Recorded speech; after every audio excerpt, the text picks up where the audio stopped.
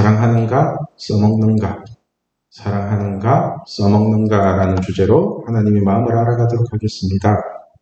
지난주에는 사람들이 세우는 계획들이 얼마나 어리석은지에 대해서 설명을 드렸습니다. 왜냐하면 사람이 세우는 계획은 항상 자신의 손익과 연결이 되어 있기 때문에 그렇습니다. 그래서 자신에게 이익이 되는 계획은 얼마든지 세울 수가 있지만은 자신에게 손해가 되는 계획은 절대로 세울 수가 없거든요. 그렇죠? 혹시 여러분들 중에 나는 예수 믿고 되는 거 하나도 없어도 그래도 철저하게 예수님만 믿고 살 거야 이런 계획을 세우고 교회를 다니시는 분이 계신가요? 아무도 없죠. 그죠? 그러니까 사람은 좋은 대학 가겠다, 돈 많이 벌겠다 이런 계획을 세울 수 있어도 예수님 잘 믿어서 꼭 천국 가겠다는 계획은 세울 수가 없거든요. 그래서 오늘 보면 16절에서 하시는 말씀이 우리가 하나님을 선택한 것이 아니라 하나님이 우리를 선택했다고 그렇게 말씀하시는 겁니다. 우리 16절 말씀 같이 읽겠습니다. 너희가 나를 택한 것이 아니요 내가 너희를 택하여 세웠나니 이는 너희로 가서 열매를 맺게 하고 또 너희 열매가 항상 있게 하여 내 이름으로 아버지께 무엇을 구하든지 다 받게 하려 함이라. 여러분, 하나님이 우리를 택하여 세웠답니다. 하나님이 죄를 지은 사람이 하나님께 다가올 수 없다는 것을 하나님이 아시기 때문에 그래서 하나님이 우리에게 먼저 다가오셔서 우리를 선택했대요. 쉽게 말해서 전지전능하신 하나님이 어떻게든 우리를 살리기 위해서 모든 자존심 다 죽이고 우리에게 먼저 오셨다는 겁니다. 그렇게 손을 내밀어 주셨대요. 이렇게 하신 이유가 우리가 이 세상에 살면서 열매를 많이 맺게 하기 위해서예요. 열매를 많이 맺기 위해서. 여기서 말하는 열매라는 게 하나님의 계획과 뜻을 말하는 거거든요. 이 열매가. 사람들이 착각하는 게 뭐냐면은 열매를 자기가 열심히 노력해서 맺는 줄 알아 봐요. 열매를. 그래서 죽으라고 노력만 하는데 뜻대로 되는 게 하나도 없거든요. 시간만 다 가도. 우리가 주기도문을 외울 때 하는 말이 있죠. 하늘에 계신 우리 아버지, 아버지의 이름을 거룩하게 하시며 아버지의 나라가 오게 하시며 그 다음에 뭐예요? 그 다음에 같이 읽을게요. 아버지의 뜻이 하늘에서와 같이 땅에서도 이루어지게 하소서. 이게 중요한 거거든요. 이거 아버지의 뜻이 땅에서도 이루어지는 거. 이렇게 하나님의 뜻이 우리를 통해서 이 땅에서 이루어지는 게 우리가 열매를 맺는 거라고요. 그게 열매라고요. 여러분, 포도나무가 열매를 많이 맺기 위해서는 어떻게 해야 돼요? 땅속에 뿌리가 잘 내리고 있으면 되잖아요. 그죠? 마찬가지로 우리가 하나님의 열매를 많이 맺기 위해서는 어떻게 해야 돼요? 예수님께 붙어 있기만 하면 되잖아요. 예수님께 붙어 있기만 하면은 그럼 열매는 저절로 맺힌다고요. 그래서 자신의 계획을 버리고 하나님의 말씀을 붙잡고 사는 사람에게는 예수님의 이름으로 무엇이든지 구하라고 하잖아요. 그러면 아빠가 다 해주겠다고. 아빠가 다 해주겠다고. 이게 열매 맺는 거거든요. 그게 이것을 반대로 얘기하면은 자신의 계획과 욕심을 붙잡고 기도를 한다고 해서 그 계획이 이루어지는 게 아니라는 것입니다. 기도는 자기 욕심을 이루는 게 아니에요. 왜냐하면은 하나님은 우리의 계획에 응답하시는 분이 아니라 하나님의 계획을 이루어 가시는 분이기 때문에 그래요. 쉽게 표현을 하면은 하나님은 우리를 천국으로 데려가시기를 원하는데 우리는 천국을 가는 계획을 세우는 게 아니라 지금 이 땅에서 잘 먹고 잘 사는 계획을 세운다고요. 그죠? 여러분들도 지금 세워놓은 계획들을 보면은 하나님 잘 믿겠다, 기도 많이 하겠다, 성경 읽도 가겠다, 하나님과 찐친이 되겠다 이런 계획이 하나라도 있나요? 여러분 계획 중에 있는 거 하나라도 있어요? 동인이 있대요. 우리 동인 나 있는 줄 알거든요. 이런 계획이 하나라도 있다면은 여러분들은 지금 예수님을 아주 잘 믿고 있는 거예요. 그 계획 속에 하나님이 들어있다면은 여러분 진짜 예수님 잘 믿고 있는 거예요. 그런데 이런 계획은 하나도 없고 오로지 중간고사, 기말고사 성적이나 신경 쓰고 있고 인문계니, 대학이니 이런 거 따지고 있으면 이미 하나님의 뜻을 이루기는 걸러먹었다는 거죠. 그죠? 그 속에 하나님이 없잖아요. 그 속에 하나님 뜻이 뭐가 있어요? 그런데 우리가 자신의 계획을 끝까지 버리지 않고 버팅기면은 어떤 일이 벌어지는지 아세요? 나 내 계획대로 할 거야. 끝까지 이렇게 갈 거야. 그러면 어떻게 되는지 아세요? 생각지도 않은 참으로 많은 고생들을 하게 됩니다. 다양한 고생들이 와요. 쉽게 말해 자신이 계획을 다 짜놓고 있으면은 그 속에 하나님의 계획이 들어올 수가 없거든요.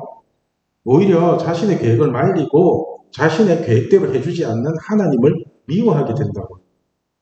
내 계획이 있으면은 그 길을 막으시는 하나님이 밉다고요. 나 서울대 가려고 공부하고 있는데 성적 엉망으로 만들어버리면은 내 길을 막는 하나님이 밉다고요.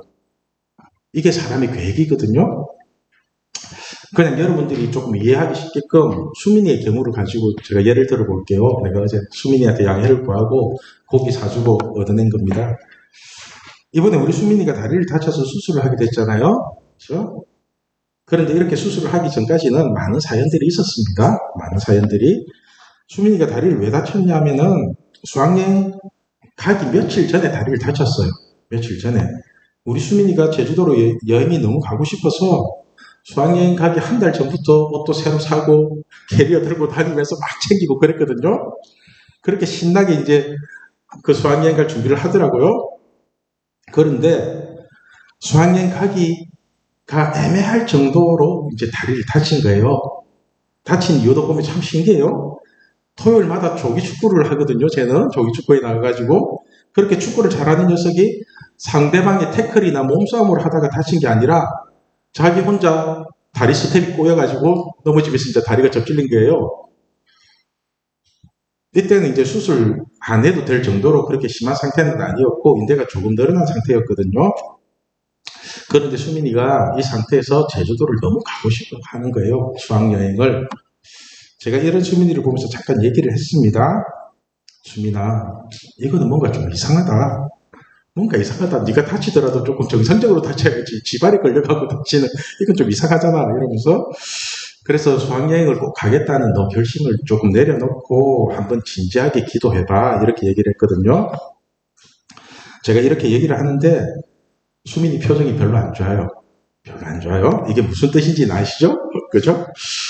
우리가 어떻게든 가겠다고 자기가 방향을 잡고 있을 때 그것을 반대하는 힘이 들어오면은 분위기가 안 좋아지고 그 말이 듣기 싫어지거든요. 이럴 때 조금 더 세게 치고 나가면은 그 좋았던 관계마저 다 깨어져 버린다고요. 사실 이것 때문에 전지전능하신 하나님이 우리를 그렇게 함부로 다루시지 못하는 거예요. 관계를 깰 수 없으니까. 그래서 제가 강하게 밀어붙이지는 못하고 수민이에게 가든 안 가든 상관은 없는데 한 번쯤은 계획에서 자신의 계획에서 완전히 멈춘 상태에서 하나님의 뜻이 무엇인지를 물어봐야 된다고 이렇게 얘기를 해줬거든요. 그런데 사실 이런 얘기를 이때까지 들어본 적도 없고 이런 얘기를 해준 사람도 없으니까 자신의 계획을 포기 못하는 게 당연하죠. 그죠? 아니나 다를까. 수학여행 가기 하루 전날에 저에게 답이 오기를 의사 선생님이 인대가 조금 늘어난 상태니까 조심해서 갔다 와도 될 것 같다고 그렇게 얘기를 하는 겁니다. 그리고는 자기도 꼭 가고 싶대요. 꼭 가고 싶다고 하더라고요. 이렇게 말한 녀석에게 뭐 제가 뭐라고 하겠어요? 그냥 잘 갔다 오라고 했죠. 잘 갔다 와. 제주도 가서 푹 쉬다 오라고 그렇게 얘기를 했어요. 그런데 수학여행 갔다 와서는 인대가 2군데나 끊어지고 일주일 넘게 입원을 하고 좋아하는 축구는 몇 달간 하지도 못하고 참 여러 가지로 골 때리는 상황이 생긴 겁니다. 그래서 제가 수민이 병문안을 가서 한번 물어봤거든요. 너 수학여행 가기 전에 하나님께 뭐라고 기도했냐고 물으니까 수민이 대답이 진짜 걸작이었어요. 내가 이때 반했는데 수학여행을 안 가지 않게 해달라고 기도했대요. 안 가지 않게 해달라고. 제가 이 얘기를 듣고서는 우리 수민이 진짜 멋있어 보였거든요. 그래도 이 녀석이 토요 모임에 와서 함께 기도를 하다 보니까 뭔가 느끼는 게 있나 봐요. 웬만한 친구들 같으면은 수학여행을 꼭 가게 해달라고 기도하거든요. 하나님, 나 어떻든 말든 나 수학여행 꼭 가게 해주세요. 이렇게 기도를 한다고요. 그런데 수민이는 수학여행을 안 가지 않게 해달래요. 여러분들 이런 게 차이를 모르시죠? 그러니까 자신도 수학여행을 안 가는 게 좋다는 것은 느껴요. 그게 하나님이 어느 정도 간섭을 하고 있다는 걸 느껴요. 그죠? 그런데 수학여행을 꼭 가게 해달라고 억지를 부리는 것이 아니라 안 가지 않게 해달라고 하나님께 그거를 딜을 치는 거잖아요. 난 이런 거 좋아하거든요. 아무튼 제가 하고 싶은 말이 뭐냐면은 우리가 자신의 계획에 집중하고 있으면요. 하나님이 반대하는 사인을 주고 심지어는 경고까지 주시는데도 그 하나님의 뜻을 받아들일 수가 없게 된다는 것입니다. 이렇게. 그런데 더 큰 문제가 뭐냐면은 우리는 이렇게 하나님의 계획을 받아들이지도 않으면서 자신의 계획을 끝까지 붙잡잖아요. 그러면은 어느 순간부터 자신의 계획을 이루기 위해서 하나님을 써먹기 시작합니다. 그 다음부터 써먹기 시작해요. 아빠가 너 그렇게 하지 마, 그렇게 하지 마 하는데 그걸 끝까지 치고 나가면은 이제는 우리를 죽기까지 사랑하신 그 하나님을 써먹으려고 머리를 다시 짠다고요. 그죠? 왜냐하면은 하나님이 우리를 죽기까지 사랑한다는 것을 우리는 너무나 잘 알고 있거든요. 그래서 이런 하나님을 써먹기 시작하면은 얻을 게 많다는 것을 본능적으로 아나 봐요. 오늘 본문 13절을 보면은 예수님은 우리랑 찐친이 되기 위해서 죽었다고 말씀하시거든요. 우리랑 찐친이 되고 싶대요. 우리 13절 말씀 같이 읽겠습니다.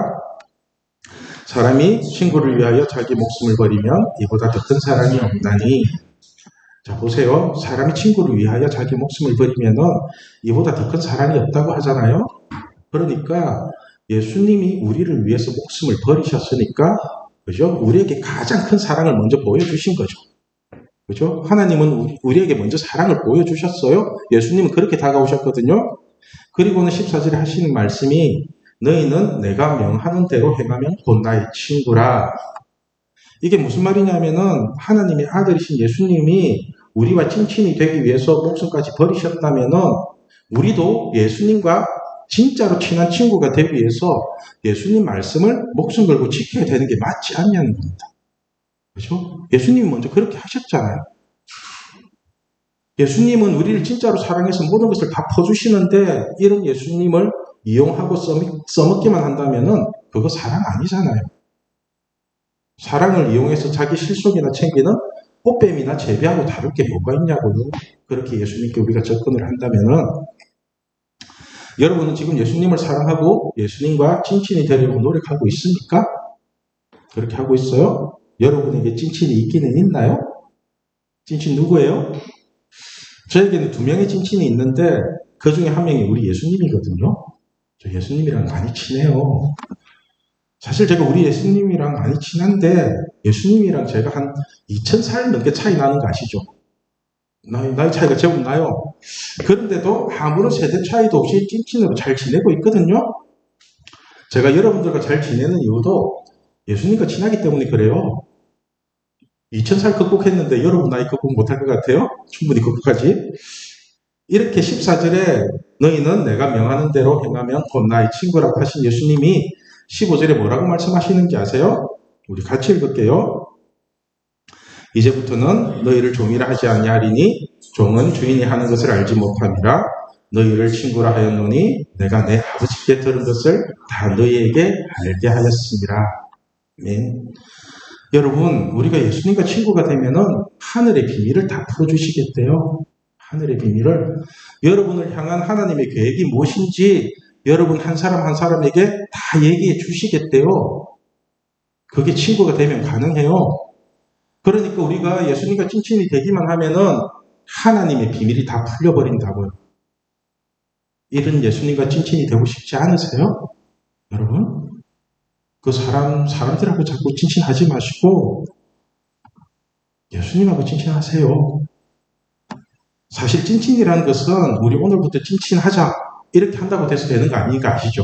그죠? 우리 오늘부터 찐친이야? 남자 여자 사귀는 거 보면은 오늘부터 1일이야 이러고 하기는데 그거 진짜 누구랑 찐친이 된다는 것은 제법 많은 시간도 걸리고요.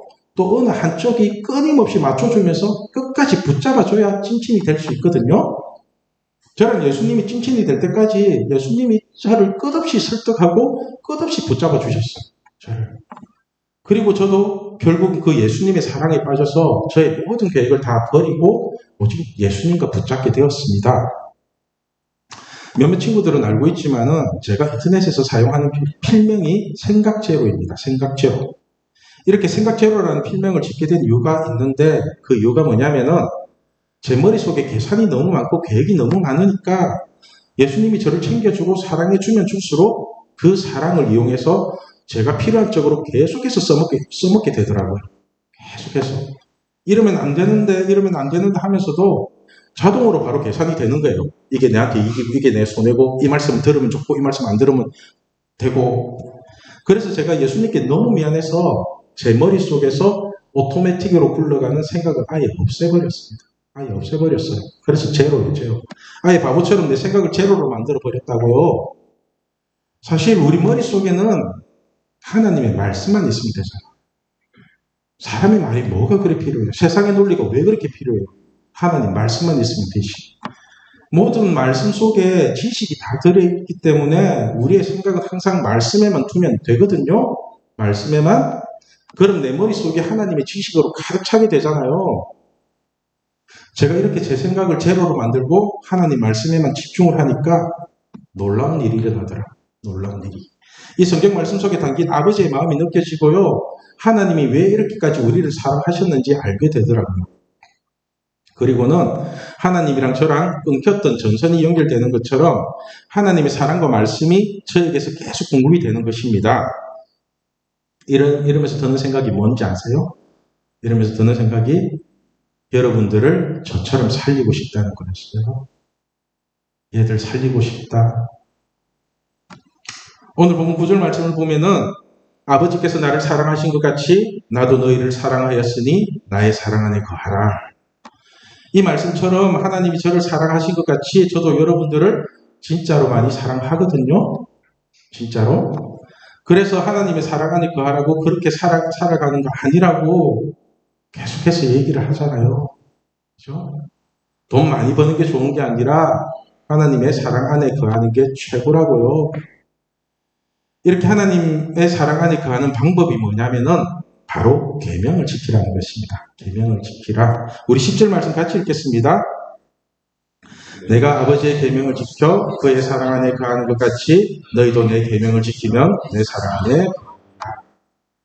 여러분, 예수님이 하나님의 계명을 지키고 살았듯이 우리도 하나님의 계명을 지키고 살면은 그 자체가 하나님의 사랑 안에 거하는 거랍니다. 그 자체가 말씀 지키고 살면 그 자체가 하나님 사랑 안에 있는 거래요. 쉽게 말해서 우리가 하나님의 말씀을 지키고 살면요. 하나님의 사랑이 계속 공급되고 풍성한 삶을 살게 되고요. 우리가 하나님의 말씀을 버리고 살면은 공허하고 메마른 인생을 살게 된다는 것입니다. 사실 저는 저를 살려주신 이 하나님의 사랑을 여러분들에게 전하고 싶었습니다. 그래서 저는 지금 하나님과 여러분을 연결시키는 충전기 역할을 하고 있거든요. 충전기. 저에게는 지금 하나님의 전원이 계속해서 공급되고 있기 때문에 여러분들도 저와 연결이 되어 있으면 어느 정도는 충전을 시켜줄 수가 있어요. 충전기 원리는 아시죠? 충전기. 핸드폰이 노력한다고 충전이 되는 게 아니라 충전기랑 연결만 되어 있으면 자동으로 충전이 되잖아요. 그죠? 핸드폰 아무리 이렇게 두고 있어 봐야 충전 안 돼요. 그런데 문제가 뭐냐면은 완전히 충전이 되지도 않았는데 여러분들이 살아나는 모습을 보고 다른 사람들이 자꾸 써먹으려고 한다는 거예요. 자꾸만 써먹으려고 그래요. 쉽게 예를 들면은 여러분들은 완전히 방전되고 하나님과 관계가 끊어진 휴대폰이었는데 저랑 연결이 되면서 생명이 공급되고 전원이 들어오게 되었다고 칩시다. 그죠? 그런데 이렇게 전원이 들어왔다 할지라도 한 2%, 3%밖에 충전이 안 됐거든요. 완전히 충전이 된 게 아니라고요. 그런데 사람들은 이 모습을 보고 죽었던 핸드폰이 살아나니까 그것을 어떻게든 써먹으려고 한다는 겁니다. 어떻게든. 그런데 여러분, 살리는 사람의 입장에서 보면요. 이 사람이 완전히 충전될 때까지는 절대로 사용하면 안 되거든요. 완전히 충전될 때까지 사용하면 안 돼요. 여러분들도 아시다시피 휴대폰도 2%, 3% 충전됐다고 사용을 하면은 바로 방전이 되고 마택이 바로 가잖아요. 전원 바로 꺼지죠.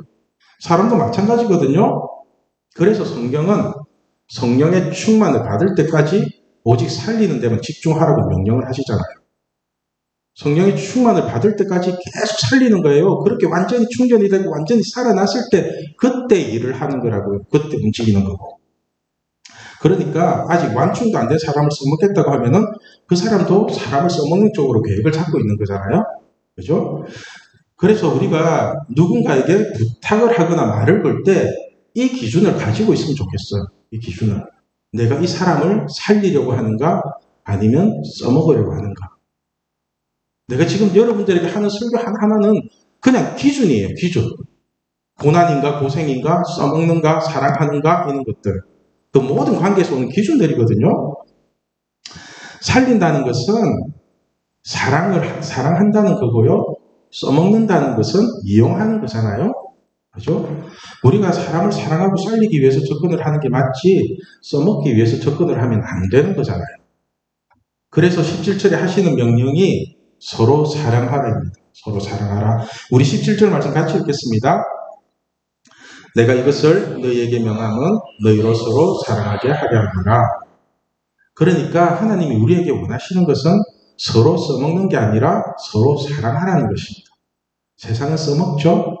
그죠? 근데 하나님은 사랑하래요. 써먹지 말고. 오늘 말씀의 제목이 사랑하는가 써먹는가입니다. 사실 교회를 다니는 사람들 대부분은 예수님을 사랑한다고 말은 하지만 예수님을 써먹는 경우가 훨씬 많습니다. 그래서 기도를 써먹고요. 말씀을 써먹고요. 그렇게 자신의 이익을 위해서 전지전능하신 하나님을 써먹거든요. 사실 저도 예수님을 써먹는 사람이었지 예수님을 사랑하는 사람은 아니었습니다. 그런데 제가 예수님을 써먹겠다는 생각을 버리고 예수님을 진심으로 사랑하게 되니까요. 성경에 기록된 모든 말씀들이 살아서 움직이는 생명으로 공급이 되는 것입니다. 생명이 되더라고요. 그리고는 고린도후서 6장 8절에서 10절 말씀이 그냥 풀려요. 그냥 먼저 8절 말씀을 보면은 우리는 속이는 자 같으나 참되고 제가 지금 여러분들에게 사기를 치고 있는 것 같아요? 아니요. 저는 지금 진실을 얘기하고 있는 겁니다. 그죠? 그리고는 9절에 무명한 자 같으나 유명한 자요 죽은 자 같으나 보라 우리가 살아있고 징계를 받는 자 같으나 죽임을 당하지 아니하고 그러니까 우리는 죽어도 안 죽고요 징계를 받아도 안 죽는다고요. 그리고 하나님이 우리를 높여주시면은 언제든지 유명한 자가 될 수 있습니다. 그리고 10절 말씀 우리 같이 읽을게요. 근심하는 자 같으나 항상 기뻐하고 가난한 자 같으나 많은 사람을 부유하게 하고 아무것도 없는 자 같으나 모든 것을 가진 자로다. 여러분 스스로가 세운 계획을 버려버리면은 세상에서 망하고 거지처럼 천박한 인생을 살 거라는 생각이 들어요. 여러분 계획 버려버리면은 거지 될 것 같아요. 그럼 반대로 여러분이 계획하고 계획대로 그렇게 살면은 세상에서 성공하고 존귀한 인생으로 대접받으며 살 것 같아요. 여러분 계획이 그렇게 위대해요? 여러분이 그렇게 하나님을 써먹겠다는 계획을 세울 때 하나님은 뭐하고 계실 것 같아요? 그때 하나님 뭐하고 계실 것 같아요? 하나님 사랑하긴 해요, 여러분. 입으로는 많이 했잖아요. 하나님 사랑합니다. 그런데 마음은 사랑해요? 하나님? 사실 우리가 끊임없이 계획을 세운다는 것은 끝까지 하나님을 써먹겠다는 자기 욕심이 들어있는 거거든요. 그런데 우리가 자신의 계획을 버려버리고 예수님만 사랑하기 시작하면 어떻게 되는지 아세요? 10절 말씀처럼 근심하는 자 같으나 항상 기뻐하고요. 가난한 자 같으나 많은 사람을 부유하게 하고요. 아무것도 없는 자 같으나 모든 것을 가진 자로 살게 된답니다. 모든 것을 가진 자로 살게 된대요.